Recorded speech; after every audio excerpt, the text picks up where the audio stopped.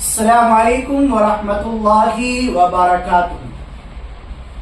آنکھ اور کان میں دوا ڈالنا یہ مفسد صوم ہے یا نہیں، یعنی اس سے روزہ ٹوٹے گا یا نہیں ٹوٹے گا، یہ تھوڑی سی تفصیل کے ساتھ اچھے انداز میں آپ اسے سنیے۔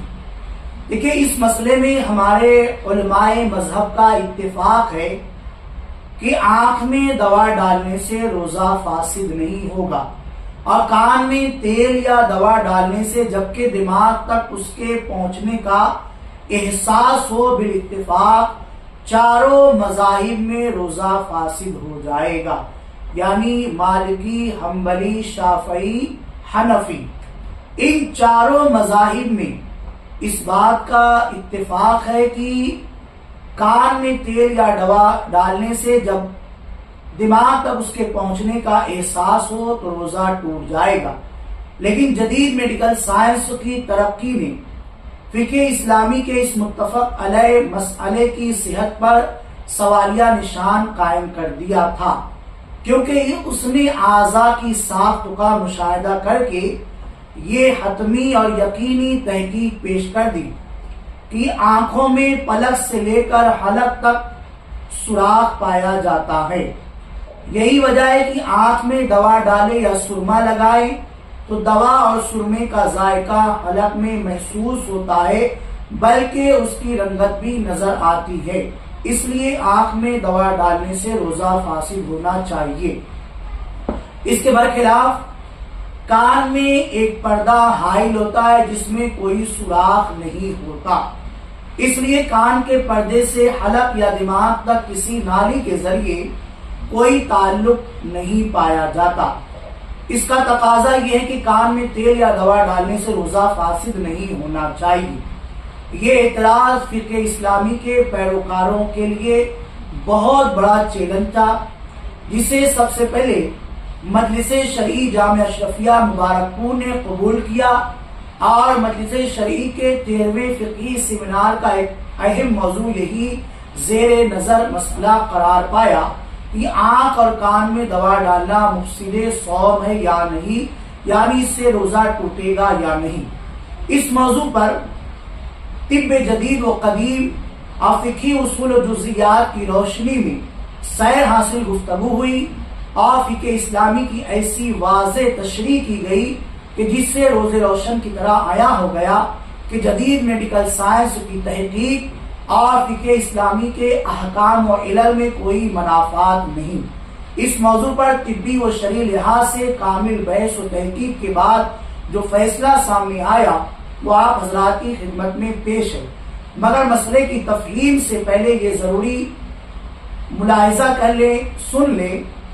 بدن میں دو طرح کے سوراخ پائے جاتے ہیں، ایک تو باریک باریک سوراخ جن میں بال کی نوک برابر یا اس سے کچھ کم وہ بیش کشادگی ہوتی ہے، انہیں عربی میں مسام کہا جاتا ہے، جسے آنکھ کی پلکوں کے سوراخ اور بال کی جڑوں کے سوراخ یا انجیکشن کے ذریعے ہونے والا سوراخ کہا جا سکتا ہے، سمجھا جا سکتا ہے۔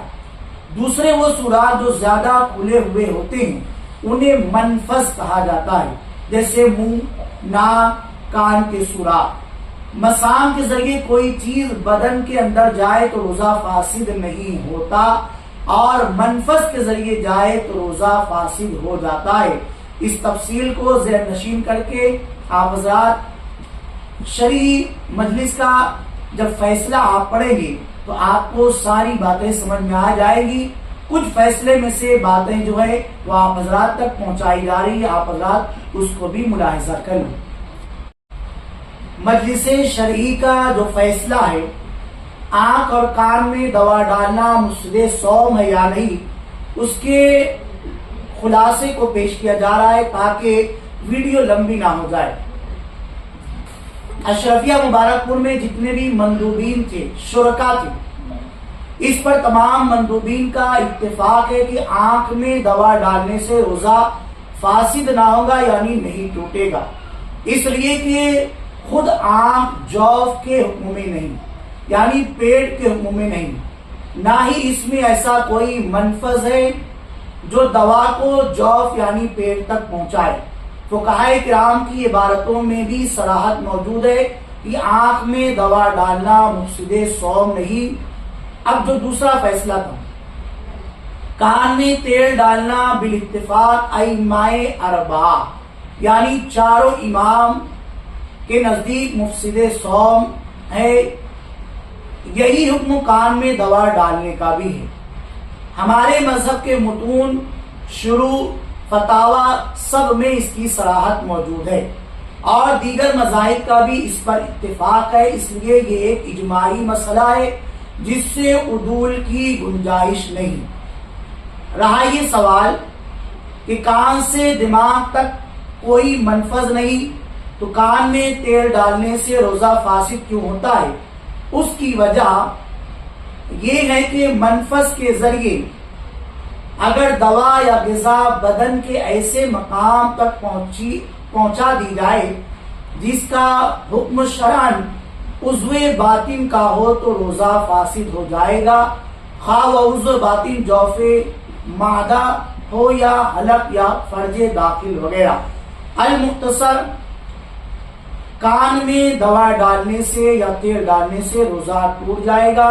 کان میں عمدن یعنی جان بوجھ کر ڈالنے پر قضا لازم ہوگی، کفارہ نہ ہوگا، مگر بلا عذر پانی، تیل، دوا وغیرہ مفسد چیز ڈالنے پر گناہگار ضرور ہوگا۔ اب کان میں دوا ڈالنے سے روزہ فاسد ہوگا، خواہ وہ قصدن خود ڈالی یا اس کی رضا یا بغیر رضا کے دوسرے نے ڈالی ہو، یا دوا جوف گوشت تک یعنی کان کے پیٹ تک کسی طرح خود چلی گئی ہو، سب صورتوں میں روزہ فاسد ہوگا اور قضا لازم ہوگی۔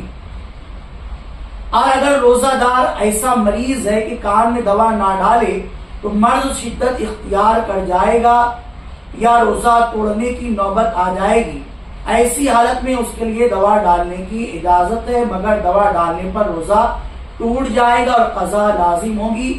ہاں، ایسی حالت میں دوا ڈالنے سے مریض گناہگار نہیں ہوگا۔ تو یہ کتنا تفصیلی مسئلہ ہے، اگرچہ یہ کتنا چھوٹا لگ رہا ہے لیکن علماء نے اس پر بہت بحث کی ہے۔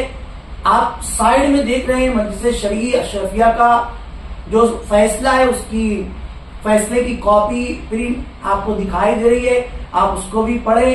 باقی آپ چینل کو سبسکرائب ضرور کریں، ویڈیو کو ضرور آپ سنیں، آپ کو علمی معلومات ضرور ملیں گی۔